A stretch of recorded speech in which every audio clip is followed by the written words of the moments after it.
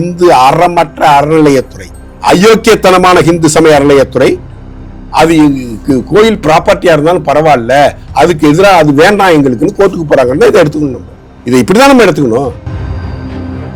சிவனுக்கு பார்வதிக்கும் திருக்கல்யாணம் நடந்ததுக்கு ஃபர்ஸ்ட் நைட் கேட்டவதா இருந்தாலும் திரும்ப அதே ஆளுமை அதே இந்துக்கள்கிட்ட போய் ஓட்டு பிச்சை எடுத்து மானங்கட்ட இந்துக்கள் அவங்களுக்கு ஓட்டு போட்டான் பாருங்க, அவங்க எம்பி ஆகியிருக்கான் பாருங்க. வெக்கம், மானம், சூடு, சொரணை, உப்பு போட்டு சோறுத்திங்க எந்த ஹிந்துவாவது சு வெங்கடேசனுக்கும் திருமாவளவனுக்கும் ஓட்டு போடுவாங்களா? அரிய கண்டுபிடிப்பை ரகுபதி அவர்களும் திரு சேகர்பாபு அவர்களும் தஞ்சாவூர் பெரிய கோயில்ல போய் கல்வெட்டில் அடிச்சு வச்சுட்டு 2 பேரும் குத்த வச்சு அங்க உட்காந்துக்கணும். பெரிய கார்த்திகை யாரு கும்பிடுறா? இந்துக்கள். தமிழர்கள்லாம் இந்துக்கள் இல்லையா? அவருக்கு பிரேயரே இல்லாத விஷயத்த பிரேயரா எடுத்து அந்த ஜட்ஜி ஒரு ஸ்பெஷல் இன்வெஸ்டிகேஷன் டீம் ஃபார்ம் பண்ணுவாரு, எஸ்ஐடி ஒன்று ஃபார்ம் பண்ணுவாரு. அந்த எஸ்ஐடி ஃபார்ம் பண்ணணும்னு சொன்ன அடுத்த 24 எஸ்ஐடி தமிழக அரசு ஃபாலோ பண்ணும். அப்ப டபுள் ஜட்ஜி அங்க உட்காந்து வேலை பெஞ்சில் விசாரிச்சுட்டு இருந்தாங்களே, அவங்க எல்லாம் யாரு? திருமாவளவன் அவர்கள் பதவி நீக்கம் செய்யணும், அது மட்டும் இல்லாம இந்து முன்னணி அமைப்பினரை உபா சட்டத்தில் கைது செய்யணும் அப்படின்னு. உபா சட்டத்துல முதல்ல கைது செய்யப்பட வேண்டியவரே திருமாவளவன் தான். இதை விட உபா சட்டத்தை விட இன்னும் மோசமான என்னென்ன சட்டங்கள் இருக்கிறதோ அத்தனை சட்டங்களின் கீழும் கைது செய்யப்பட வேண்டியவர் திருமாவளவன். மதவெறி அரசியலை தூண்டுவது இந்த சு வெங்கடேசன் எம்பி தான். அவன் சிவகுமார் குடும்பத்தினுடைய கைடு. அந்த என்ன சொன்னான் 3 வருஷத்துக்கு முன்னாடி? மீனாட்சி சுந்தரேஸ்வருக்கு திருக்கல்யாணம் நடந்துருச்சு, ஃபர்ஸ்ட் நைட் என்னைக்குன்னு கேட்ட அயோக்கிய பையன். இது மதவெறியை தூண்டும் செயலா? என் உரிமையை, என் வழிபாட்டு உரிமையை எனக்கு கொடுங்கள் என்று நீதிமன்றத்தில் போய் நிற்பது மதவெறியா?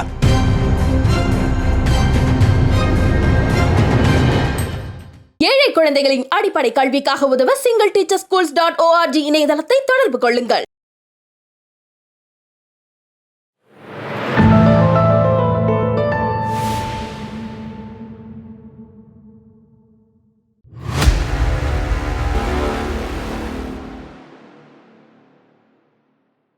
தாமரை டிவி நேயர்களுக்கு அன்பான வணக்கம். இன்று நமது நேர்காணலில் சிறப்பு விருந்தினர் தமிழக பாஜகவின் மாநில பிரச்சார பிரிவு செயலாளர் ஆக்டர் ரவி அவர்கள் நம்மோடு இருந்திருக்கிறார். சார் வணக்கம். சார் வணக்கம்.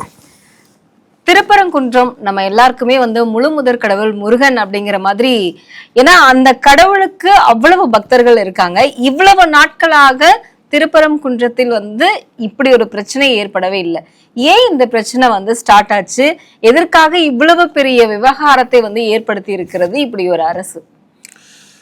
ஒத்த வரியில இந்த பிரச்சனையை முடிவு சொல்லணும்னா, திராவிட முன்னேற்ற கழக அரசின் மதவெறி அரசியல் தான் இதற்கெல்லாம் ஒட்டுமொத்தமான காரணம். அவர்கள் திட்டமிடுகிறார்கள் ஏதோ ஒரு வகையில் இங்கு ஒரு மத கலவரத்தை உருவாக்க வேண்டும் என்று. பிஜேபி உள்ளே வந்துடும் பயமுறுத்தி சிறுபான்மை மக்களை தங்கள் கட்டுப்பாட்டிலேயே வைத்திருந்தாங்க. அந்த சிறுபான்மை மக்களே திமுக அரசின் மீது அதிருப்தியில் இருப்பதாக செய்திகள் வருகின்றன. சிறுபான்மை மக்களில் கிட்டத்தட்ட 30-40% மக்கள் விஜய் பக்கம் சாய்வதற்கான வாய்ப்பு உருவாகிறதா கருத்து கணிப்புகள் வந்துக்கிட்டு இருக்கு. அவங்களே 2-3 ஸ்ட்ராட்டஜி டீம்லாம் வச்சுருக்கிறாங்க. அவங்க கருத்து கணிப்பு எடுக்கிறாங்க.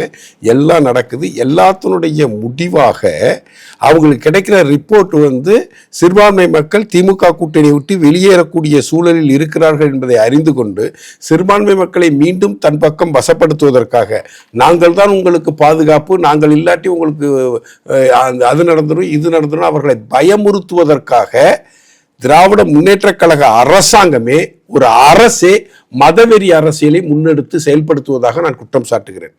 காரணம் என்னன்னா, 1ஆம் தேதி ஜட்ஜ்மெண்ட் வருது. ஜிஆர் சுவாமிநாதன் ஐயா 1ஆம் தேதி ஜட்ஜ்மெண்ட் கொடுக்குறாங்க. சரி, 1ஆம் தேதி ஜட்ஜ்மெண்ட் கொடுத்துட்டாங்க. 3ஆம் தேதி தான் பெரிய கார்த்திகை அன்னைக்கு தான் அங்கே தீபம் ஏற்றணுங்கிறது பிரேயர். அந்த வழக்கோட பிரேயர். அந்த வழக்கில் கிட்டத்தட்ட 10-12 பேர் பார்ட்டியாக இருக்காங்க. கவர்மெண்ட் ஆஃப் தமிழ்நாடு இருக்குது, ஹச்ஆர்என்சி இருக்குது, அந்த ஹச்ஆர்என்சி கமிஷனர் அதில் ஒரு பார்ட்டியாக இருக்காரு, அந்த கோயிலோட ஈஓ ஒரு பார்ட்டியாக இருக்காரு, அந்த தர்காவோட தர்மகர்த்தா ஒரு பார்ட்டியாக இருக்காரு, அந்த தர்காவோட எக்ஸிக்யூட்டிவ் ஆஃபீஸர் ஒரு பார்ட்டியாக இருக்காரு. அதே போல் கிட்டத்தட்ட 10-12 பேர் பார்ட்டியாக சேர்த்து தான் அந்த வழக்கை ராம ரவிக்குமார் அவர்கள் தொடுத்துருக்கிறாங்க. அப்போ 1ஆம் தேதி வந்த ஜட்ஜ்மெண்ட்டுக்கு 3ஆம் தேதி வரைக்கும் அந்த 12 பேரும் தூங்கிட்டாங்க. இல்லை 12 பேரும் கோமாவில் இருந்தாங்க. கவர்மெண்ட் ஆஃப் தமிழ்நாடு கோமாவில் இருக்குது. 3ஆம் தேதி 6 மணி இவங்க வந்து 3ஆம் தேதி தீபம் ஏற்றுவதற்கான சுவடு இல்லை என்றதும் ராம ரவிக்குமார் வந்து கண்டெம்ட் ஆஃப் கோர்ட் கேஸ் போடுறாரு. அப்போ ஜியா சாமிநாதன் ஐயா என்ன சொல்றாங்க, ஜட்ஜி நீதியரசர் 6 மணி வரைக்கும் தான் டைம், 6 மணி வரைக்கும் இன்னும் 1 மணி நேரம் டைம் இருக்கு, வெயிட் பண்ணுன்னு சொல்லி 6 மணிக்கு அந்த கேஸை எடுத்து நீங்க போய் தீபம் ஏத்துங்க, நீங்க மத்திய காவல்துறையினர் கோர்ட்ல இருக்கிற சிஎஸ்எஃப் இவர்களை வந்து துவைக்கு அழைச்சிக்கிட்டு போங்க, காவலுக்கு அழைச்சிட்டு போங்கன்னு சொல்றாங்க. அதுக்கு காரணம் என்ன சொல்றாங்க, தமிழ்நாடு காவல்துறை இதில் முறையாக செயல்படவில்லை, அதனால சிஎஸ்எஃப் ஆட்களை நீங்க அழைச்சிட்டு போங்கன்னு சொல்றாங்க. அதுக்கப்புறம் மாவட்ட கலெக்டர் அதுக்கு ஒரு 144 தடை உத்தரவு பிறப்பிக்கிறார். 1ஆம் தேதி ஜட்ஜ்மெண்ட் வருது, 2ஆம் தேதி அப்பீலுக்கு போயிருக்கலாம், 2ஆம் தேதி சாயந்தரம் அப்பீலுக்கு போயிருக்கலாம், உனக்கு டைம் இருக்குது. அன்னைக்கு 2ஆம் தேதியெல்லாம் வாயை மூடி மௌனியாக இருந்து விட்டு 3ஆம் தேதி காலம்பரெல்லாம் மௌனியாக இருந்து விட்டு இந்த பிரச்சனை வந்து சிஎஸ்எஃப் வீரர்களை அழைச்சிட்டு போய் நீங்க தீபம் ஏத்துங்கன்னு சொன்னதுக்கு அப்புறம் அர்ஜென்டா ரிட் பெட்டிஷன் போடுறாங்க டபுள் ஜட்ஜி கிட்ட. இதுல ஏதாச்சும் நியாயம், நேர்மை, உண்மை, சத்தியம், தர்மம், அறம் ஏதாச்சும் இருக்கா? ஸ்டாலின் முதலமைச்சராக பதவியேற்றப்போ வந்து திரு ஹெச் ராஜா அண்ணன் சொன்னாங்க, ஸ்டாலின் இஸ் டேஞ்சர் தென் கருணாநிதினு சொன்னாங்க. அதை இவனு பெருமையான கிரெடிட்டா பேசிட்டு இருக்கானுவோம். பெருமையான கிரெடிட்டாலாம் பேசல, ராஜா அண்ணன் சொல்லலை. ஏன்னா கலைஞர் கருணாநிதி என்னதான் கரப்ஷன் செஞ்சாலும், என்னதான் ஹிந்து விரோத போக்கை கடைபிடித்தாலும், என்னதான் சட்டத்துக்கு புறம்பாக சில காரியங்களை செய்தாலும் கூட அவர் நீதிமன்றங்களையும் நீதிமன்ற உத்தரவுகளையும் மதித்து நடக்கக்கூடியவர். இதனுடைய பின்விளைவுகள் என்ன என்று அறிந்து அதற்கு தகுந்தாற்போல் செய்யக்கூடியவர், நிர்வாக திறமை வாய்ந்தவர், நிர்வாகத்தில் என்ன செய்யணும் என்ன செய்யக்கூடாது என்று அறிந்தவர், எப்பொழுதே ஒரு இக்கு வச்சு தனக்கு கனெக்ட் பண்ணி கொள்ளக்கூடியவர்.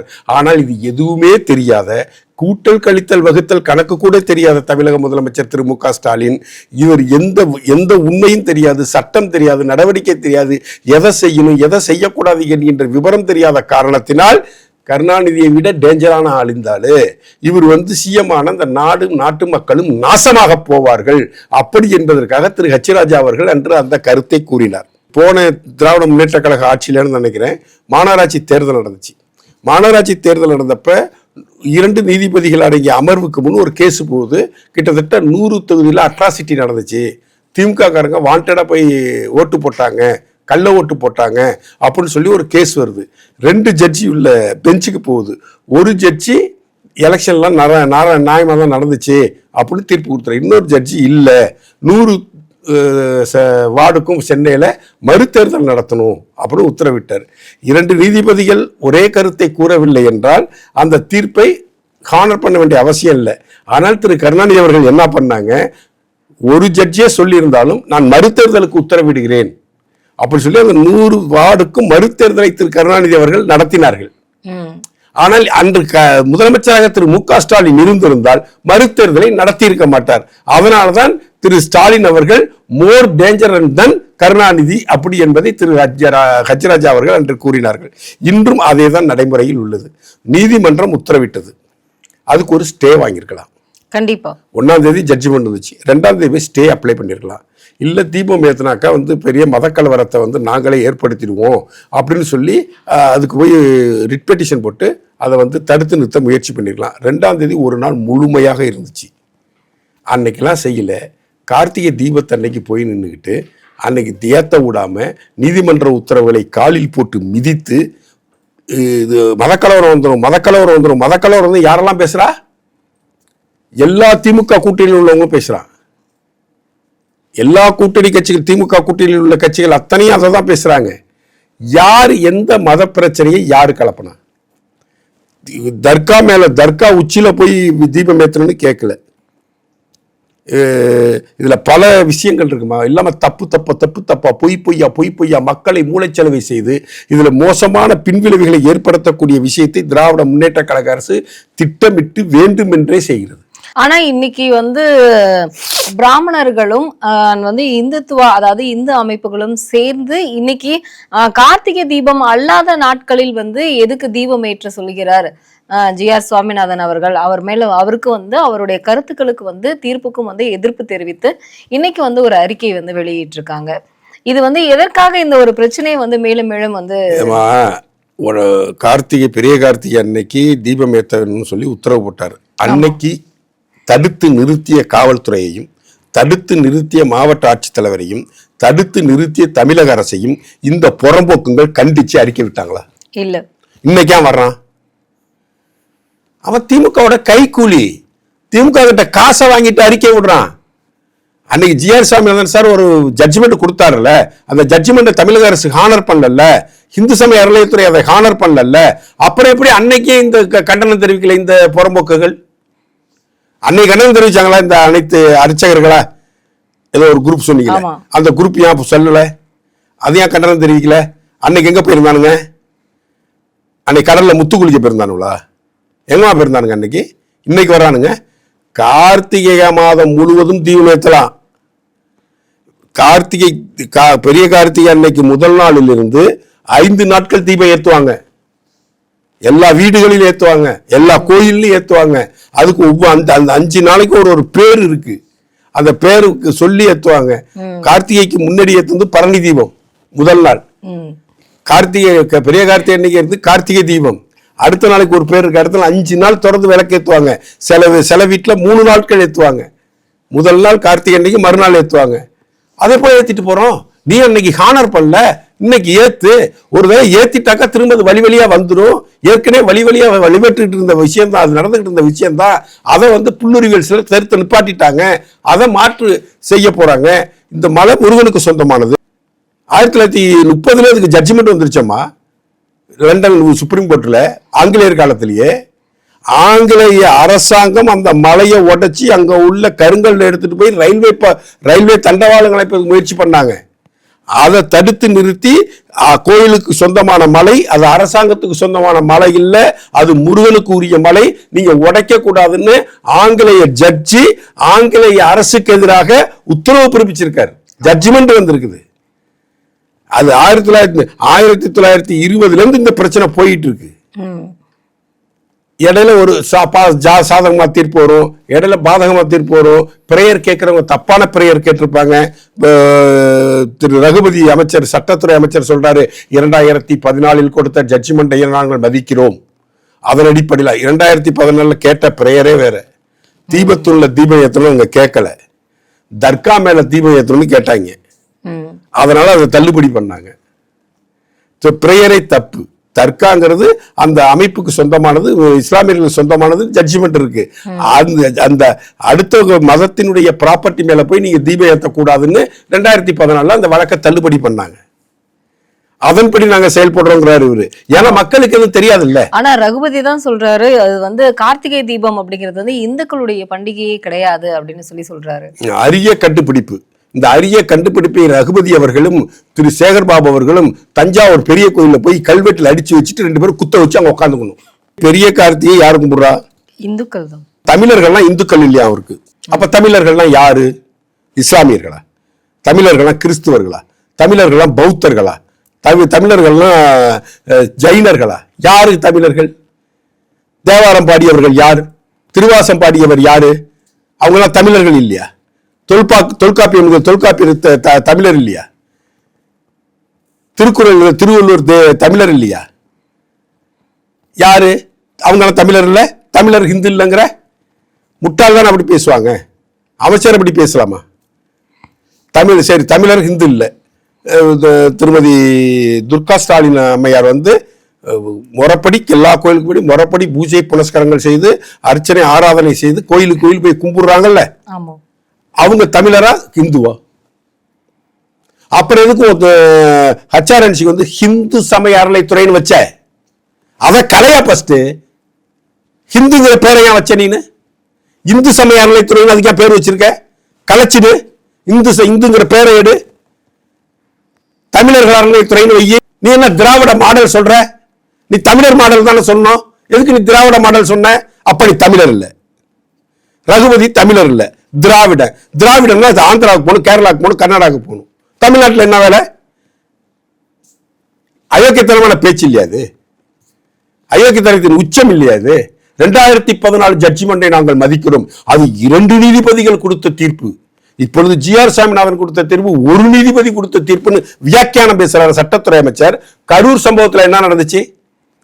கரூர் சம்பவத்துல மதுரை ஹைகோர்ட்ல 2 நீதிபதிகள் அந்த வழக்கை விசாரித்து கொண்டு இருக்கும் பொழுதே சென்னையில சென்னை பிரான்ச் தான் மதுரை கோர்ட். ஆமா, மதுரையில 2 நீதிபதிகள் அந்த வழக்கை விசாரிச்சுட்டு இருக்கிறாங்க. சென்னையில வேறொரு பெட்டிஷன் போடுறாரு. இது இது போல ரேலிக்கெல்லாம் இன்னைக்கு எஸ்ஓபி ஃபார்ம் பண்றதுக்கு நான் பெட்டிஷன் போட்டேன், அந்த பெட்டிஷனை டிஜிபி ஹானர் பண்ணல, விரைவில் எஸ்ஓபி அமைக்க சொல்லி உத்தரவிடுமாறு பெட்டிஷன் போடுறாரு ஒருத்தர். வெள்ளிவாக்கத்தை சேர்ந்த ஒருத்தர் போடுறாரு. அவர் 30ஆம் தேதி தான் பெட்டிஷனே அனுப்புறாரு ஸ்பீட் போஸ்ட்ல. அது 1ஆம் தேதி சாயந்தரம் 5 மணிக்கு தான் போய் டிஜிபி கையிலேயே கிடைக்குது. ஆனா ஒரு காலவரம் 10 மணிக்கு கோர்ட்ல கேஸ் போடுறாரு, பெட்டிஷன் ஃபைல் பண்றாரு. உடனே ஜட்ஜி அதை விசாரணைக்கு எடுத்துக்கிறாரு, சிங்கிள் ஜட்ஜி. அங்க டபுள் ஜட்ஜி விசாரிக்கிறப்ப சிங்கிள் ஜட்ஜி இந்த வழக்கை எடுக்கலாமா? அப்ப சிங்கிள் ஜட்ஜி இந்த வழக்கை விசாரித்து கொண்டு இருக்கும் பொழுது அரசாங்க வக்கீலும் அரசு வக்கீல்களும் போய் அந்த நீதிமன்றத்தில் சொன்னாங்களா? சார், ஹைகோர்ட் மதுரை பிரான்ச்சில் 2 நீதிபதிகள் இதே வழக்கை விசாரிச்சுக்கிட்டு இருக்காங்க, எஸ்ஓபி சம்பந்தமா விசாரிக்கிறாங்க, சிபிஐ விசாரணை சம்பந்தமா விசாரிக்கிறாங்க, அதனால இந்த வழக்கை சிங்கிள் ஜட்ஜி நீங்க விசாரிக்க கூடாது, அங்க 2 டபுள் ஜட்ஜி விசாரிச்சுட்டு இருக்காங்க, பெஞ்ச் விசாரிக்குது அப்படி என்கின்ற தகவலை அந்த நீதிமன்றத்தில் அந்த நீதிபதியிடம் ஏன் தமிழக அரசு வழக்கறிஞர்கள் சொல்லவில்லை? ஏன் சொல்லி தமிழக அரசு அவங்களுக்கு சொல்லல? அப்ப அன்னைக்கு மட்டும் சிங்கிள் ஜட்ஜி உங்களுக்கு இனிக்குதா? டபுள் ஜட்ஜி விசாரிக்கிறப்ப சிங்கிள் ஜட்ஜி ஒருத்தரை செட் பண்ணி ஒரு வழக்கை எடுத்து பிரேயரே இல்லாத விஷயத்தை பிரேயரா எடுத்து அந்த ஜட்ஜி ஒரு ஸ்பெஷல் டீம் ஃபார்ம் பண்ணுவாரு, எஸ்ஐடி ஒன்று ஃபார்ம் பண்ணுவாரு. அந்த எஸ்ஐடி ஃபார்ம் பண்ணணும்னு சொன்ன அடுத்த 24 எஸ்ஐடியை தமிழக அரசு ஃபாலோ பண்ணும். அப்ப டபுள் ஜட்ஜி அங்க உட்காந்து வேலை பெஞ்சில் விசாரிச்சுட்டு இருந்தாங்களே, அவங்க எல்லாம் யாரு? அவங்கள ஏன் மதிக்கல? 2014 டபுள் ஜட்ஜி சொன்னா மதிப்பீங்க, 2025 டபுள் ஜட்ஜி விசாரிச்சுட்டு இருக்க ஒரு சிங்கிள் ஜட்ஜி ஒரு ஜட்ஜ்மெண்ட் கொடுத்து அதை ஹானர் பண்ணீங்களா? அது எப்படி நியாயமாகும்? அது எப்படி சட்டமாகும்? அது எப்படி தர்மமாகும்? அவர் பிராமணர், அதனாலதான் அப்படி ஒரு தீர்ப்பு கொடுத்தாரு. அப்படி பிராமணர் நல்லிணக்கத்தை ஓகேமா, ஜிஆர் சாமிநாதன் அவரை பத்தி கண்ணாப்புனான்னு விமர்சனம் வருது, கண்ணாப்புனான்னு விமர்சனம் பண்றானோ, தரம் தாழ்ந்து விமர்சனம் பண்றானோ. அதே ஜிஆர் சுவாமிநாதன் தான் கொரோனா காலகட்டத்தில் அயல் நாடுகளில் இருந்து இங்கு வந்த இஸ்லாமியர்கள், டூரிஸ்ட் விசாவில் வந்த இஸ்லாமியர்கள் இங்கு மத பிரச்சாரம் செய்தார்கள், அவர்களால் தான் கொரோனா பரவுதுன்னு பிடிச்சி அரெஸ்ட் பண்ணி வச்சிருந்தாங்க. அவங்க அத்தனை பேரையும் விடுதலை பண்ணி இமீடியட்டா அவங்க நாட்டுக்கு அனுப்பி வைக்க சொல்லி உத்தரவு போட்டதே இதே ஜிஆர் சுவாமிநாதன் தான், இதே ஐயர் தான். அன்னைக்கு அவர் ஐயர் தானே, அன்னைக்கு அவர் இஸ்லாமியர் இல்லையே, அன்னைக்கு அவர் கிறிஸ்துவர் இல்லையே, உத்தரவு போட்டார்ல. அன்னைக்கே இந்த விமர்சனத்தை நீங்க சொல்ல. அரியலூர்ல மைக்கேல்பட்டி அந்த ஸ்கூல்ல அந்த பொண்ணு மதமாற்றம் சம்பந்தமா சூசைட் அட்டன் பண்ணி வந்த அந்த வழக்குல அந்த ஹாஸ்டல் வார்டனை பிடிச்சி அரெஸ்ட் பண்ணியிருந்தாங்க. அந்த அம்மாவுக்கு ஜாமீன் கொடுத்தது இதே ஜிஆர் சாமிநாதன் தான். அன்னைக்கு அவர் கிறிஸ்டின், இன்னைக்கு ஒரு ஐயரு. அன்னைக்கு அவர் இன்னைக்கு ஒரு ஆர்எஸ்எஸ் காரு, அன்னைக்கு ஐஎஸ்ஐஎஸ் இருந்தாரா? அந்த ஜட்ஜ்மெண்ட் கொடுத்து இஸ்லாமியர்கள் உடனே விசா கொடுத்து ஊருக்கு அனுப்புங்கன்னு சொன்னப்ப அவர் ஐஎஸ்ஐஎஸ் இருந்தாரா? இன்னைக்கு அவர் ஆர்எஸ்எஸ்ல இருக்காருங்கிறீங்க. முட்டாள் இல்ல? சரி, ஜிஆர் சாமிநாதன் சாரை பத்தி சமூக வலைத்தளங்களும் மற்ற ஊடகங்களையும் மிக மோசமான கருத்துக்களை பகிர்ந்துட்டு இருக்காங்கல்ல. இதே கரூர் வழக்குல இந்த சிங்கிள் ஜட்ஜி சட்டத்துக்கு புறம்பாக அந்த வழக்கை எடுத்து விசாரித்து அந்த வழக்கில் கேட்கப்படாத பிரேயருக்கு ஒரு ஜட்ஜ்மெண்ட்டை கொடுத்து ஒரு சட்டத்துக்கு புறம்பான விஷயத்தை செய்த பொழுது அதை எதிர்த்து சிலர் விமர்சனம் பண்ணாங்க, சிலர் பேசினாங்க, சிலர் எழுதினாங்க. அவங்களெல்லாம் அரெஸ்ட் பண்ணீங்கல்ல, யாரும் கம்ப்ளைண்ட் கொடுக்கலையே. ஓடி போய் நைட்டு 2 மணிக்கு 11 மணிக்கு அரெஸ்ட் பண்ணீங்கல்ல. இன்னைக்கு திரு ஜிஆர் சுவாமிநாதனை பத்தி கண்ணாப்புனான்னு பேசுறாங்களே, அதை பத்தி நீங்க வழக்கு போடுக்கல, அவங்க மேல ஏன் நடவடிக்கை எடுக்கல? அன்னைக்கு எடுத்தீங்கல்ல, 3 மாசம் முன்னாடி கரூர் சம்பவத்துக்கு எடுத்தீங்கல்ல, இன்னைக்கே எடுக்க மாட்டேங்கிறீங்க. ஏன்னா அந்த ஜட்ஜி திமுகவுக்கு ஆதரவா ஜட்ஜ்மெண்ட் கொடுத்தாரு, திமுக கொள்கைக்கு ஆதரவா ஜட்ஜ்மெண்ட் கொடுத்தாரு, திமுக எதிர்பார்த்த ஜட்ஜ்மெண்ட் கொடுத்தாரு, திமுக பேச வேண்டியதை அவர் நீதிமன்றத்தில் உட்கார்ந்து பேசினாரு. அதனால அவரை பத்தி தப்பா பேசினா அரெஸ்ட் பண்ணுவீங்க. இன்னைக்கு திராவிட முன்னேற்ற கழகம் எதிர்பார்க்காத ஒரு தீர்ப்பை ஜிஆர் சாமிநாதன் கொடுத்து விட்டார். அவரால் அவரை தரம் தாழ்ந்து விமர்சனம் செய்கிறார்கள். இந்த அவர் தரம் தாழ்ந்து விமர்சனம் செய்வர்கள் மீது எந்த நடவடிக்கை எடுக்க மாட்டாங்க. திருமாவளவன் அவர்கள் பதவி நீக்கம் செய்யணும், அது மட்டும் இல்லாம இந்து முன்னணி அமைப்பினரை உபா சட்டத்தில் கைது செய்யணும் அப்படின்னு சொல்லி உபா சட்டத்துல முதல்ல கைது செய்யப்பட வேண்டியவரே திருமாவளவன் தான். இதை விட உபா சட்டத்தை விட இன்னும் மோசமான என்னென்ன சட்டங்கள் இருக்கிறதோ அத்தனை சட்டங்களின் கீழும் கைது செய்யப்பட வேண்டியவர் திருமாவளவன். அவர்தான் இந்திய தேசியத்திற்கு எதிராகவும் இந்திய இறையாண்மைக்கு எதிராகவும் இந்தியாவிற்கு எதிராகவும் தொடர்ந்து கருத்துக்களை இங்க பேசிக்கிட்டே இருக்கிறவர் தான். இந்து முன்னணியினர் இல்ல, இந்து முன்னணியினர் உரிமையை கேட்கிறாங்க. 100 வருஷத்துக்கு முன்னாடி வரைக்கும் அங்க தீபத்துள்ள தீபம் ஏற்றணும். 100 வருஷமா பல புல்லுருவிகள் உள்ளே புகுந்து ஆட்டையை கழிச்சு தீபத்துள்ள தீபம் ஏற்றம் படுத்துட்டாங்க. கிட்டத்தட்ட 60 வருஷம் திராவிட கட்சிகள் ஆட்சியில் வந்து தடைப்பட்டு போயிடுச்சு. அவர் நீதிமன்றத்துக்கு போறார், நீதிமன்றத்தில் போய் உத்தரவு கேட்கிறார். நீதிமன்ற உத்தரவை காலில் போட்டு விதிச்சுட்டு நான் தீபம் ஏற்ற போற தீபத்துள்ளன்னு ஒரு போகலையே, நீதிமன்ற உத்தரவின் அடிப்படையில் போறாங்க இந்து முன்னணியினர். இப்ப இந்த வழக்கை போட்டது ராம ரவிக்குமார் அவர்கள். அவர் பிஜேபி கிடையாது, அவர் இந்து முன்னணி கிடையாது, அவர் தனியா ஒரு ஹிந்தி இயக்கத்தை நடத்துறாரு. அவர் ஹிந்தி இயக்கத்தை நடத்தி அந்த கேஸ் நடந்துகிட்டு இருக்கிறப்ப அந்த கேஸுக்குள்ள தங்களையும் ஒரு பார்ட்டியா சேர்த்துக்கணும்னு இந்து முன்னணி போகல, எங்களையும் ஒரு பார்ட்டியா சேர்த்துக்கணும்னு பாரதிய ஜனதா கட்சி போகல. இவங்கெல்லாம் இந்த ஜட்ஜ்மெண்ட் நிராகரிக்கப்பட்ட பிறகு, அந்த ஜட்ஜ்மெண்டை தமிழக அரசு புதைக்குழியில் போட்டு புதைத்த பிறகு ஏன் ஜட்ஜ்மெண்ட்டை நிறைவேற்றலன்னு இவங்க எல்லாம் உள்ள போறாங்க. பிஜேபி கேள்வி கேட்கிறாங்க, இந்து முன்னணி கேள்வி கேட்கிறாங்க. உனக்கு பதில் தெரிஞ்சா பதில் சொல்லு, பதில் தெரியாது. RSS வந்து துவக்க நாளுக்கு சரஸ்வதி பூஜை அன்னைக்கு வந்து ஒரு விஜயதசமி அன்னைக்கு பேரணி நடத்தினா மத கலவரம் வந்துடும். ஆனா மாற்று மதத்திலே சேர்ந்தவர்கள் ஊர்வலம் போனா மாநாடு நடத்தினா எந்த கலவரமும் வராது.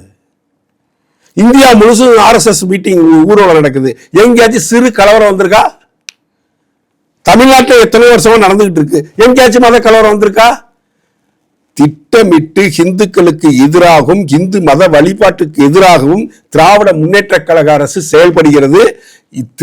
முஸ்லிம்களின் இஸ்லாமியர்களின் ஓட்டுகளை பெறுவதற்காக, ஓட்டு வங்கி அரசியலுக்காக, ஓட்டு பிச்சை எடுப்பதற்காக, சிறுபான்மை மக்களுக்கு நாங்கள் தான் பாதுகாவலன் என்று கூறிக்கொள்வதற்காக மத வெறி அரசியலை திராவிட முன்னேற்ற கழகமும் திராவிட முன்னேற்ற கழகத்தின் கூட்டணி கட்சிகளும் தொடர்ந்து செயல்படுத்தி வருகின்றன என்று குற்றச்சாட்டு நான். சார், அது மட்டும் இல்லாம இன்னைக்கு பார்லிமெண்ட்ல இதே விஷயத்த வந்து பேசியிருக்காங்க. எல்முருகன் அவர்கள் அவர்களுடைய வாதத்தை வச்சிருக்காங்க. திமுக குண்டர்கள் வந்து இந்துக்களை வந்து ஒடுக்கி ஆள நினைக்கிறாங்க. திமுக அரசாங்கத்தை வந்து கண்டிப்பாக வந்து டிஸ்மிஸ் பண்றதுக்கான ஒரு வாய்ப்பு வந்து ஏற்படுத்த மாதிரியான ஒரு நிலை வந்துடக்கூடாது, அதனால நீங்க இந்துக்களுக்கு எதிராக செயல்பட வேண்டாம் அப்படின்னு சொல்லிட்டு இப்போ வந்து ராமகிருஷ்ணன் அவர்கள் சொல்லியிருக்காரு. அது மட்டும் இல்லாம அண்ணாமலை அவர்களும் வந்து ஒரு விஷயத்த சொல்லியிருக்காரு. நீங்க எதுக்கு சுப்ரீம் கோர்ட்டு போறீங்க அப்படிங்கிற கேள்வியும் கேட்டிருக்காங்க.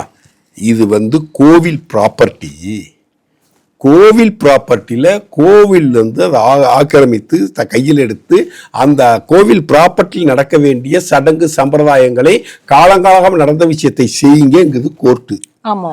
ஆனா கோயில் ப்ராப்பர்ட்டியை வந்து நாங்க தான் பராமரிக்கணும் போற இந்து அறமற்ற அறநிலையத்துறை, அயோக்கியத்தனமான இந்து சமய அறநிலையத்துறை, அது கோயில் ப்ராப்பர்ட்டியா இருந்தாலும் பரவாயில்ல, அதுக்கு எதிராக அது வேண்டாம் எங்களுக்குன்னு கோர்ட்டுக்கு போறாங்கன்னா இதை எடுத்துக்கணும். நம்ம இதை இப்படிதான் நம்ம எடுத்துக்கணும்.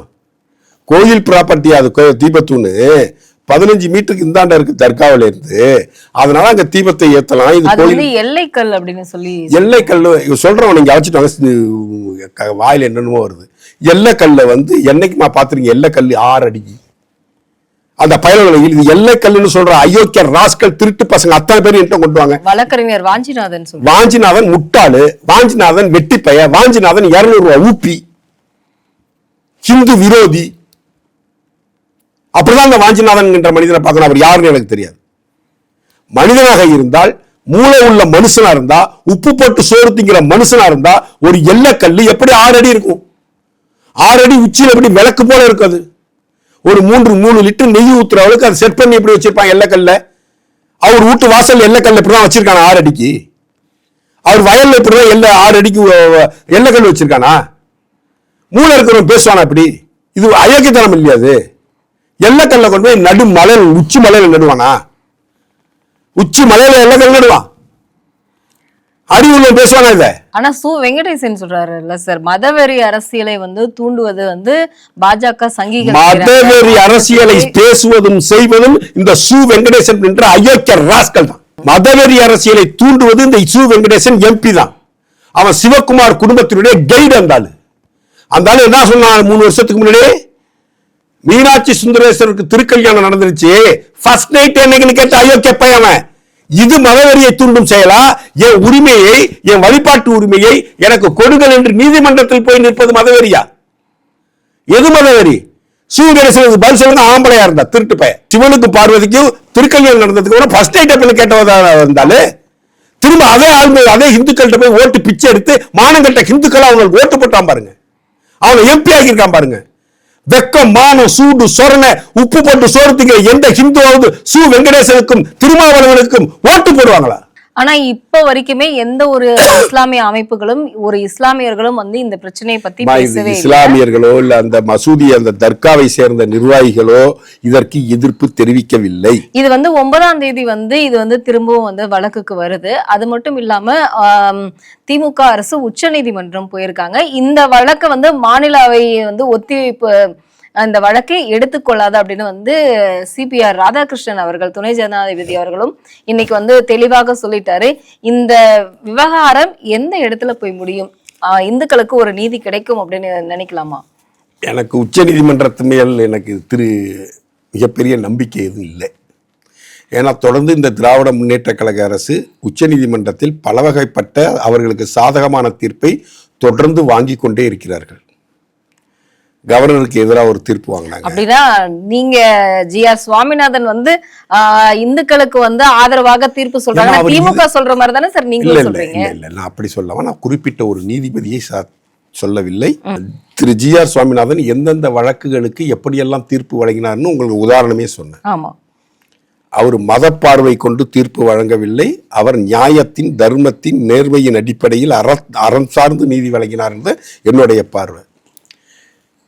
கவர்னர் அதாவது இந்திய அரசியலமைப்பு சட்டம் என்ன சொல்லுது, ஒரு மசோதா சட்டசபையில் நிறைவேற்றப்பட்டால் கவர்னருடைய ஒப்புதல் கிடைத்த பிறகு கையெழுத்து போட்ட பிறகுதான் அது சட்டமாக மாறும். அதுவரை அது வெறும் மசோதா. கவர்னர் செய்ய வேண்டிய வேலையை நீதிபதிகள் செய்ய முடியாது. ஸோ நீதிபதிகளே 10 மசோதாவும் நிறைவேறிடுச்சுன்னு உத்தரவு வாங்கினாங்க. உத்தரவு வாங்கினாங்க. ஒரு வழக்கு. இரண்டாவது வழக்கு, அண்ணா நகரில் 10 வயது சிறுமி தொடர்ந்து 7 நாட்கள் ஒரு கயவனால் கற்பழிக்கப்பட்ட வழக்கில் சென்னை உயர்நீதிமன்றம் சிபிஐ விசாரணைக்கு உத்தரவிட்டு இவர்கள் உச்சநீதிமன்றம் போய் அந்த சிபிஐ விசாரணை தடை கேட்டு வாங்கிக்கிட்டு வந்துட்டாங்க. திரு ஆம்ஸ்டாங் அவர்கள் கொலை வழக்கில் சென்னை உயர்நீதிமன்றம் சிபிஐ விசாரணைக்கு உத்தரவிட்டது. அந்த வழக்கு சிபிஐ விசாரணைக்கு வேண்டாம்னு சொல்லி தமிழக அரசு தடை கேட்டு போனுச்சு. தடை கேட்டு போன பிறகு அதுல 2 பிரேயர் இருந்துச்சு. இந்த எஃப்ஐஆர் ஸ்குவாஷ் பண்றதும் சிபிஐ விசாரணைக்கு சென்னை உயர்நீதிமன்றம் சொல்லிடுச்சு, உத்தரவு போட்டுடுச்சு. எஃப்ஐஆர் ஸ்குவாஷ் பண்ணக்கூடாது, சிபிஐ விசாரணையை நடத்தக்கூடாதுன்னு தமிழக அரசு போனுச்சு. அதுக்கு உச்சநீதிமன்றம் என்ன பதில் சொல்லிச்சு, எஃப்ஐஆர் ஸ்குவாஷ் பண்ணல, ஆனா சிபிஐ விசாரணை தொடரும் சொல்லிட்டாங்க. சிபிஐக்கு எந்த அந்த வழக்கு ஆவணங்களை கொடுக்காமலே தடுத்து நிறுத்திக்கிட்டே இருந்தாங்க. ஸோ பாதிக்கப்பட்ட ஆம்ஸ்டாங்கினுடைய மனைவியார் அவர்கள் திரும்ப உச்சநீதிமன்றத்தை நாடுறாங்க. திரும்ப சிபிஐ விசாரணை வேண்டான்னு இவங்க மனு போடுறாங்க தமிழக அரசாங்கம். எல்லா வழக்கையும் சிபிஐ விசாரித்தால் சரியாக வராது, எனவே சிபிஐ விசாரணைக்கு தடை விதிக்குது உச்சநீதிமன்றம். இப்படி பல வழக்குகளில் உச்சநீதிமன்றத்தில் ஏதோ லாபி செய்து திராவிட முன்னேற்ற கழகத்தின் வழக்கறிஞர்கள் உச்சநீதிமன்றத்தில் ஏதோ லாபி உருவாக்கியிருக்காங்க. அந்த லாபியின் அடிப்படையில் இவர்களை தீர்ப்பை வாங்கி கொண்டு வருகிறார்கள். திரு கருணாநிதி அவர்கள் அடிக்கடி சொல்லுவாங்க, இது உச்ச நீதிமன்ற தீர்ப்பு அல்ல, உச்சி குடிமி நீதிமன்றத்தின் தீர்ப்பும்பர். பிராமணர்கள் கொடுத்துட்டாங்களா? அவரு சொன்னாரு, அதையே தான் நானும் சொல்றேன். நான் புதுசா சொல்ல, நான் இத்தனை வழக்குகளை சொல்றேன். டிஜிபி நியமனத்தில் ஆரம்பிச்சு, ஆம்ஸ்டாங் கொலை வழக்கில் ஆரம்பிச்சு, கவர்னர் கேஸ்ல ஆரம்பிச்சு, அண்ணா நகர் மாணவியின் விவகாரத்தில் ஆரம்பிச்சு, பல வழக்குகளில் சென்னை உயர்நீதிமன்றத்தின் வழங்கப்பட்ட தீர்ப்புக்கு எதிராக இவர்கள் நீதியை அங்கு வாங்கி கொண்டு வருகிறார்கள். அந்த அடிப்படையில் நீதியை வாங்கிவிடலாம் என்று இவர்கள் உச்சநீதிமன்றம் சென்றிருப்பதாக நான் அறிகிறேன். இறைவன் மிகப்பெரியவன், இயற்கை மனிதர்களை விட பெரியது. திருப்பரங்குன்றமும் ஒரு சட்டமன்ற தொகுதி தான். 2026 நீதிமன்றத்தில் நீதியை வாங்கிவிடலாம், மக்கள் மன்றத்தில் உங்களுக்கு தண்டிக்கப்படுவீர்கள் என்பது மட்டும் நிச்சயம். இயற்கை உங்களை தண்டிக்காமல் விடாது, இறை உங்களை தண்டிக்காமல் விடாது. இறைவன் நின்று கொள்வான், நின்று அடிப்பான். வேரோடும் வேரடி மண்ணோடும் திராவிட முன்னேற்ற கழகம் அழித்து ஒழிக்கப்படும். நீங்க முருகன் மேல கை வச்சிருக்கீங்க. முருகன் விடமாட்டான். முருகன் உங்களை அழிப்பான். அவன் கையில் இருக்கக்கூடிய அறிவாயுதமான வேளால் உங்கள் அழிக்கப்படுவீர்கள். நீங்கள் மக்கள் மன்றத்தில் நிராகரிக்கப்படுவீர்கள். இந்த ஆட்டம் எல்லாம் இன்னொரு 120 நாள் தான். இந்த 120 நாள்ல நீங்க என்ன வேணாலும் ஆடுங்க, எப்படி வேணாலும் நீதிமன்ற தீர்ப்பை காலில் போட்டு மிதிங்க. உங்களுக்கு வாய்ப்பு இருந்துச்சுல்லம்மா, நான் திரும்ப வாய்ப்பு இருந்துச்சு. 1ஆம் தேதி ஜட்ஜ்மெண்ட் இருந்துச்சு, 2ஆம் தேதி நீங்க சுப்ரீம் கோர்ட்டே போயிருக்கலாமே, ஸ்டே வாங்கிருக்கலாமாங்க. ஏதோ உள்நோக்கத்தோட 3ஆம் தேதி பெரிய கார்த்திகை அன்னைக்கு 6 மணி வரைக்கும் இருந்துட்டு 6 மணிக்கு மேல அப்பீலுக்கு போறதும், 6 மணிக்கு மேல நீங்க 144 போறதும், நீதிமன்ற உத்தரவுக்கு எதிராக கலெக்டர் வந்து 144 போட முடியுமா? முடியாது. கலெக்டர் உத்தரவை தடுக்கக்கூடிய அதிகாரம் நீதிமன்றத்துக்கு இருக்கு. நீதிமன்றம் அறிவித்த அறிவிப்புக்கு எதிராக உத்தரவு போடுறது கலெக்டருக்கு எந்த அதிகாரமும் கிடையாது. இந்த கலெக்டரும் இந்த கமிஷனரும் மதுரை சிட்டி கமிஷனரும் ஆட்சி மாற்றம் நிகழும் பொழுது உங்கள் கெதி என்னன்னு நீங்களே முடிவு பண்ணீங்க. ஆட்சியாளர்கள் சொல்லுவாங்க, அவங்க ஓட்டு வங்கி அரசியலுக்காக சொல்லுவாங்க. ஆனா நியாயம் எது, தர்மம் எது, எந்த சட்டப்படி நம்ம நடக்க வேண்டும் என்பதற்காக தான் உங்களுக்கு IPS ஆகும் IAS ஆகும் ட்ரைனிங் கொடுத்து இந்திய அரசாங்கம் செலவு பண்ணி உங்களை படிக்க வச்சு உங்களை ஆளாக்கி கொண்டு வந்து மாவட்ட ஆட்சித்தலைவராகவும் கமிஷனராகவும் உட்கார வச்சிருக்காங்க. நீங்க சட்டத்தின்படி நடக்க வேண்டிய ஆட்கள். நீங்க திராவிட முன்னேற்ற கழகத்தின் உடன்பிறப்புகள் அல்ல. நீங்க IPS அதிகாரிகள், IAS அதிகாரிகள். உங்களுக்கென்று மாண்பு இருக்கிறது. அதை கெடுத்து குட்டி வச்சு ஒரு புதைக்குழியில் போட்டு புதைக்கிறார்கள் அப்படின்னு குற்றம் சாட்டுறேன்.